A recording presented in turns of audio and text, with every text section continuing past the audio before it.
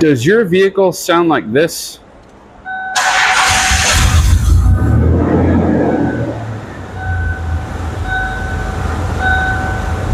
And it pumps out a whole lot of black smoke out the back? Or does it sound like this? Hold on. I'm not going to change much. Wait a second.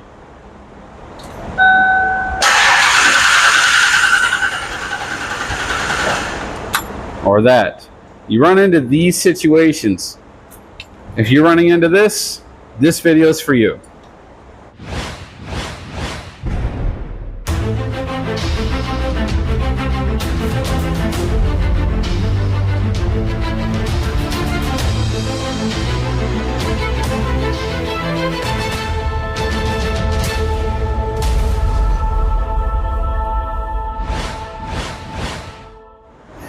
What's up, ladies and gentlemen? Welcome back to the channel. And today's video, I'm going to do a quick little rundown of what I found on this Ford Explorer. Now, this one's a 92. It's a late model 90s Explorer with a 4.0 V6. This video also goes for the Rangers, anything with that V6. But actually, really could go with any vehicle. But we're just going to kind of focus on the Ford Rangers and the Ford Explorers that have this very issue. So stick around. Let me show you something.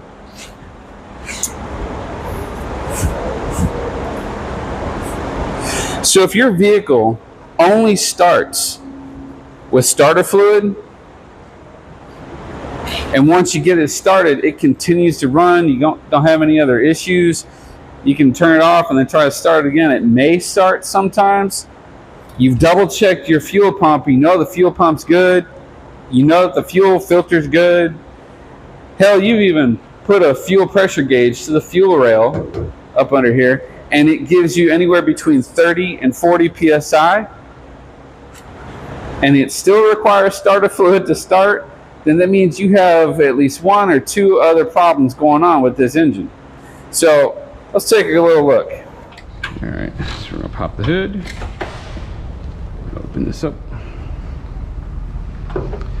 All right, this specific vehicle has the 4.0 V6.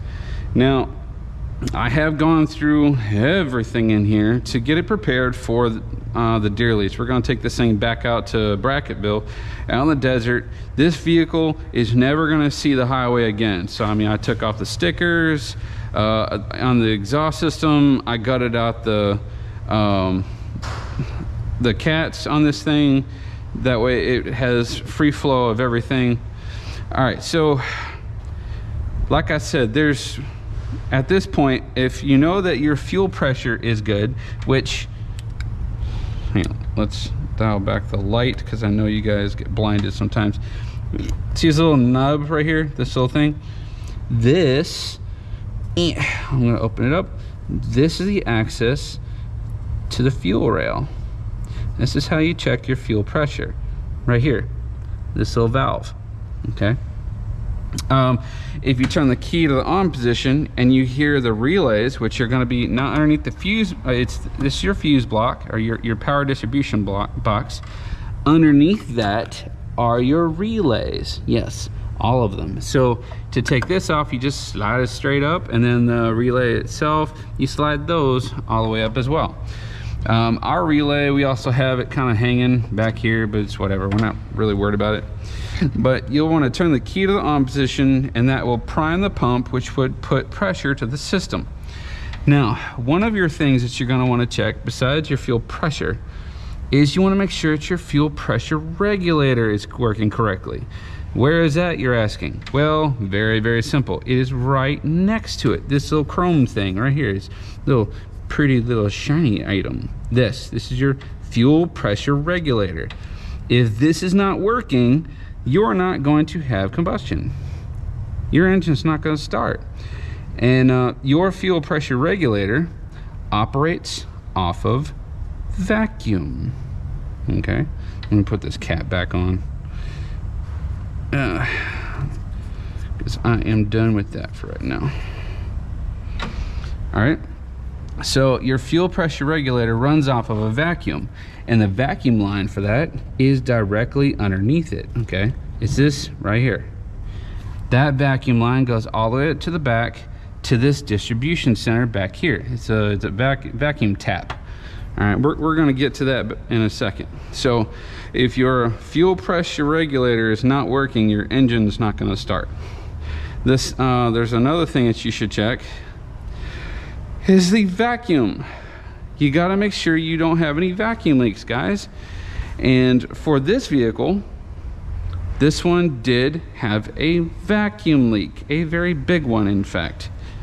So I have a little cap right here, and the reason why the vehicle didn't start just now is because, see that shiny thing right here? Yeah, that's straight open vacuum. Technically, there's supposed to be another cap like this on here, and this goes over to the other side for the heater. And what that'll do is it'll plug into here, which this goes inside the vehicle through the firewall and into this little this device. I can't remember the name of this device, but this is an actuator. It operates off of a vacuum. You see that? This is for your baffles. It tells the system whether you want it to go from cool or to heat. And there's that vacuum line, guys. It's right here. So this, your AC system or your climate control, that's what I'm looking for. Your climate control operates off of a vacuum. So this is hooked up to nothing right now. Which I'm gonna fix that later on. We don't need it right now. So what I'm gonna do, I'm gonna take this little cap and we're gonna put it back over that. And we're gonna cap off that vacuum, all right? And then we go to turn the key, and I bet you this sucker will start up without hesitating. I mean, well, I may have a slight hesitation, but give it a second, and boom. Ta-da! And she runs smooth, and it does not billow out black smoke from the exhaust pipe. The O2 sensors will also, oh, not sensors, but sensor. In this case, this vehicle only has one O2 sensor. If the O2 sensor is bad, it will create a too rich or too lean environment for this vehicle to have proper combustion. Another item that you might want to check into, I mean, there's going to be a variety of sensors, all right? You're going to have your mass airflow sensor. You want to check that, make sure it's got the right voltage, make sure there's a 5-volt reference, make sure that sensor's good and clean. Make sure you have a good charge on your battery. It's got to have 12 volts. If you have less than 12, it's less than ideal. It has a very difficult time starting. This is your throttle position sensor. You want to make sure that this is working correctly. You're probably wondering what this is. This is an intake air bypass valve. What this does is whenever it's stopped or whenever the engine shut off, this butterfly that's in here is closed. So in order for a slightly larger amount of air to bypass or get in for the startup, well, this valve opens up and it allows the air from here to go right past the butterfly, down this channel, in here, and then directly into the intake manifold. And then that gets distributed into the cylinders for combustion, for startup. This one here is your intake air temperature sensor. And that one's also a pretty important little guy. But this back here, this whole section, this is vacuum line central, basically. That's all it is. And you want to make sure you don't have any vacuum leaks.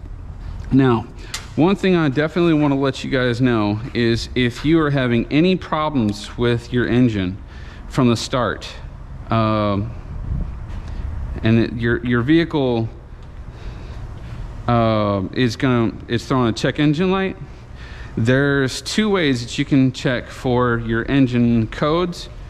The first one is going to be with one of these. All right, hang on. I got an alt cell.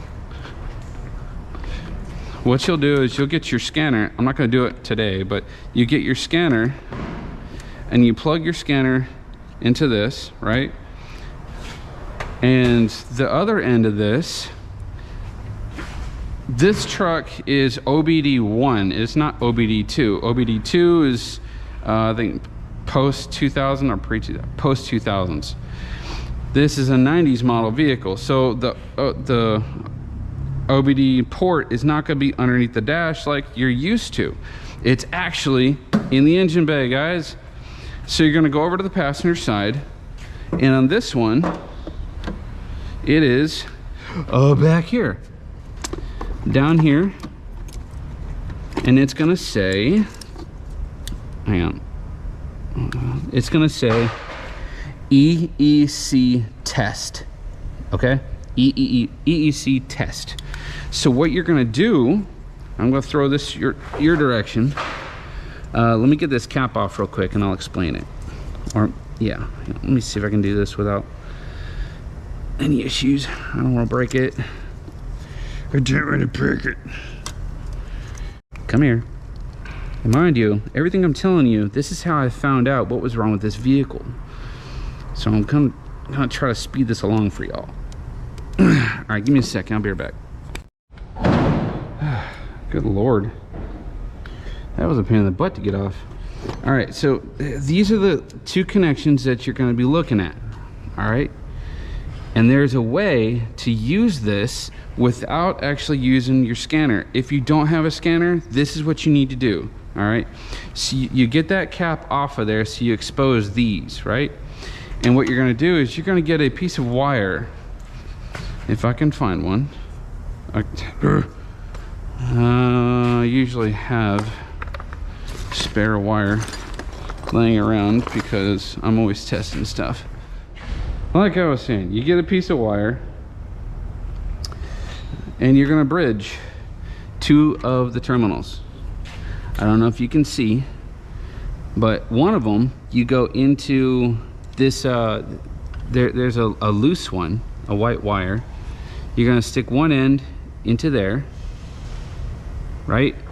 And then the other one, you're going to have 4 on the bottom, 1 2 3 4, and then you're going to have 2 on the top. You're going to use the 2 on the top, and it's the 1 on the right. All right, you're going to bridge those, and that's what you're after. You want to bridge those. And what's going to happen is if the engine has a check engine light, there is a code on this vehicle. So what's going to happen is you go to turn the ignition to the on position, and that check engine light is going to flash, and it's going to flash a series of numbers. And sometimes it can be 2 numbers or groups of 3. It'll be like 1, and then 1 2 3, and then 1 2 3 4 5 6 7, whichever, you know. Or it could be 1 2 3 1 2 1 2 3. Like this truck, it was giving me 2 separate codes. One of them was 13, the other one was 33.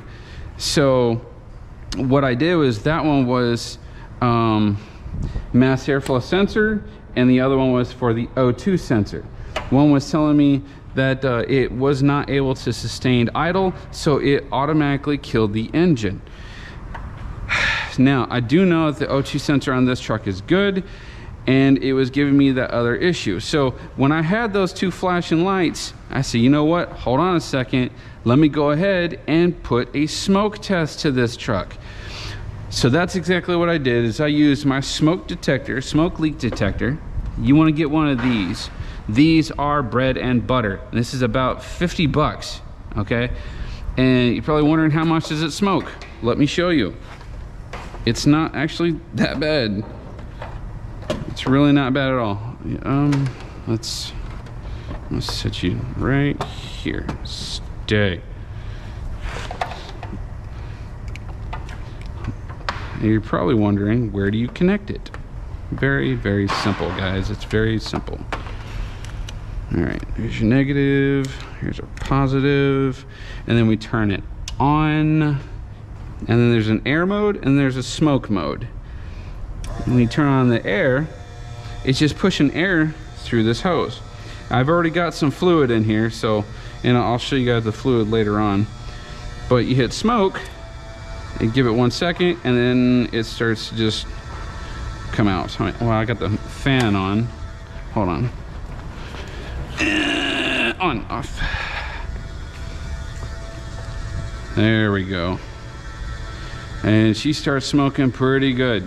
So what you'll do is what you're gonna wanna do is you wanna either A, take this intake off and plug it, or you can leave all this connected and you take this smoke connection over here to your rubber hose for the brake booster. All right, it's gonna be this suction hose right here. You'll pop this off and you'll take this end and you'll shove it into there. What it'll do is it'll push smoke up inside the engine, and it will force a positive pressure instead of a negative pressure like a vacuum, and it will push smoke through whatever crack or any leak that you have in this entire engine. It will show. Ooh, this thing is just puffing like she is chooching. Well, that's what was happening is when I plugged this thing in, I actually had a really, really bad vacuum leak, and it was this connection back here, and it connected through here. It rubbed up against the back of this hose, branched over here, and it broke off. I had nothing but smoke just chooching out the back, and that's when I realized I had a major vacuum leak. And when I plugged this, I went over there and I started the truck. She's been starting perfect every single time. I have made sure that all of my other valves and stuff are clear, all the sensors are clean, everything is great. Man, this sucker is smoking good. But yeah, I bought this smoke detector for about $50 online, and this has been a very, very handy tool. If you guys don't have one, get one. They are worth the investment. They are worth it, they are worth it, they are worth it. So basically that's what I'm trying to let you guys know is there's multiple things to check on this engine as to why it's not running the way it is. When it's not starting like that, and if there's a vacuum leak, then that means, and it only starts with starter fluid, that means that you have a too lean of a mixture and you don't have enough fuel in the intake to start combustion. Or your fuel pressure regulator might be bad. I have gone through this entire engine. I have done a full tune-up, and then I was going to address the no start issue by itself. I did fix that by plugging the vacuum line in the back, and now it has a perfect mixture and it starts every time. So hopefully this video helps you guys out. I have done a lot of work on this vehicle, and because where this thing is going is out into the desert, out to a deer lease, and we need a fully reliable vehicle to get us where we need to go, and no matter the situation or circumstance. So that is exactly why I am here. That is why I have gone through, I've taken my time to fix this vehicle and to make it reliable once again. Now, this doesn't plug into anything. There's only a cap to it. So again, try to take care of this. Try to keep it as clean as possible. Let's see here. Let's put all these back. Click, and then I just tuck it away. That's all you need. All right, so that's good. All the fuses, all the relays were good. All my grounds are good. I did clean the butterfly in here for the throttle flap or throttle position. I made sure that was good. And the very last thing I did after I made sure everything else was clean was I did a smoke test, and then it revealed a huge vacuum leak in the back. And since then, I have been able to turn this key. I'll even do it again. Here's proof. I did put that plug back on it for the vacuum, and then Every time. See?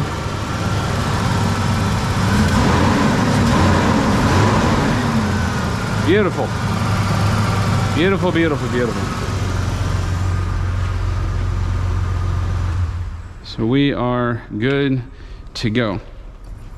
All right, ladies and gentlemen, well, that is going to be a wrap for today's video. Hopefully this video helped you guys out as much as I hoped it would. I do know that y'all have been asking about other vehicles and their problems, and I just happen to run into other problems with this truck, and I'm sharing with you guys, or those who are having the same problems, my solutions of how I found a way to get your vehicle running perfectly. Now, with this one here, this one was running, it would only start with starter fluid assist, and now that I've got this fixed, she starts every single time, no problem. So that's pretty much it for this video. Don't forget to like, share, comment, and subscribe to the channel. And I will see you guys in the next one. Until next time, y'all take it easy. I love you. Goodbye. I woke up this morning, time